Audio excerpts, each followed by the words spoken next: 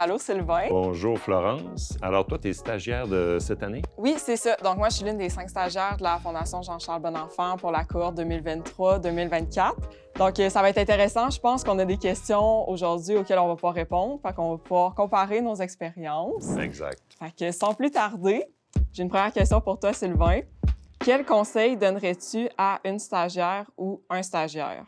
De foncer, de ne pas se mettre de barrière, même si le ou la stagiaire a des questions ou des inquiétudes par rapport à l'institution qu'est l'Assemblée nationale. Ça le dit, c'est un stage, donc on est là pour apprendre. Alors, de ne pas hésiter. Ce serait ça mon conseil. Bon, à toi maintenant. Alors, tiens, on va y aller avec la question qui tue, comme à tout le monde en parle. Que préfères-tu le plus de la politique? Je pense que c'est quand on voit la politique de manière transpartisane, Mhm. donc que ce soit dans des mandats d'initiative ou certains projets qui regroupent toutes les orientations politiques. Je trouve que à l'Assemblée, c'est peut-être pas le travail qui est tout le temps mis plus de l'avant.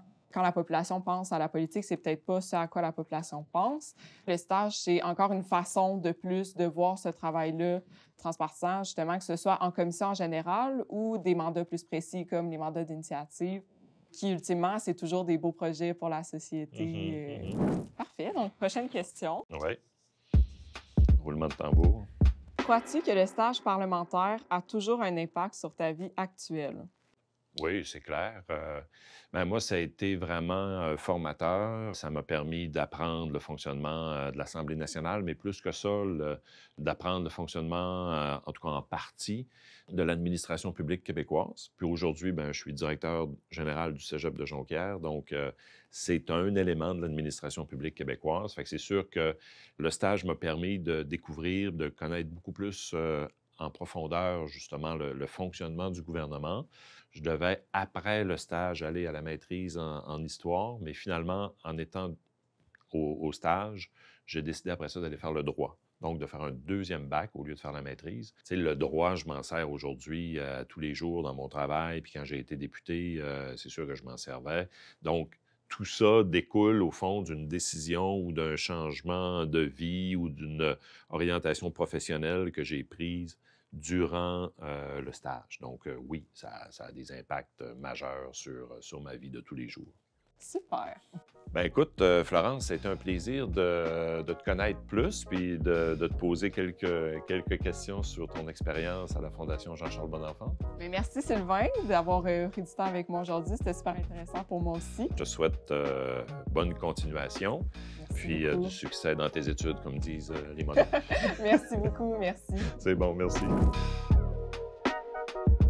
Je suis stagiaire pour la Fondation Jean-Charles Bonenfant pour 2023-2024. Une question. Pourrais-tu me raconter le plus grand défi que tu as eu à réaliser au cours de ton stage? Moi, j'avais travaillé avec une députée de l'opposition, Jeanne Blackburn, députée du Parti québécois, qui m'avait demandé de faire tout un travail sur une possible mise à jour, imagine, en 1993, 92-93, de la Charte de la langue française, parce qu'elle était porte-parole en matière de langue française. J'avais travaillé là-dessus, donc ça m'avait permis de replonger dans les origines de la loi 101. Ça avait été quand même un gros travail. Pour moi, c'était aussi tout un changement de vie parce que je quittais ma région, je m'étais pris un appartement à Québec, il fallait que je m'adapte, que je m'achète des habits, je n'avais jamais mis de cravate de ma vie. Ça n'a rien à voir avec le stage comme tel, mais ça entoure le stage, tu sais, dans le sens que quand tu quittes ta région pour venir faire ton stage à l'Assemblée nationale, ben là, c'est la vie à Québec et tout.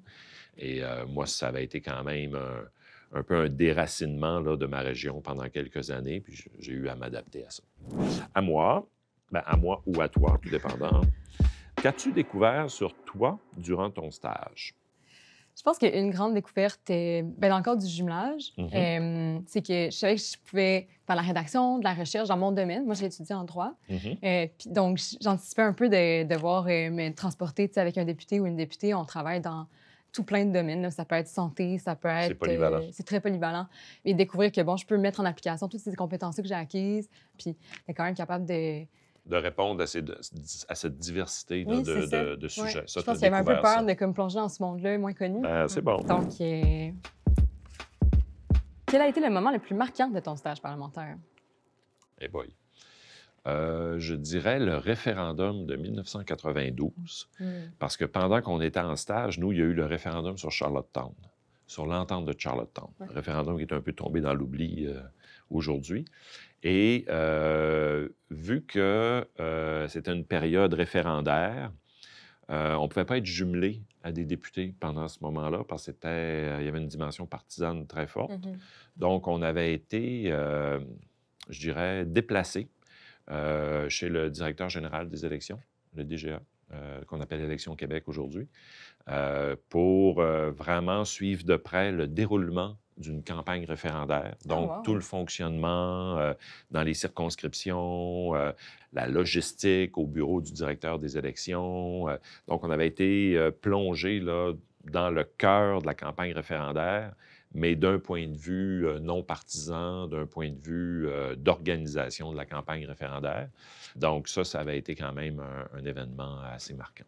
Bien, merci. Bien, merci à toi. Merci. Bonne journée. Bonne continuation dans tes projets. Bien, pareillement. Merci.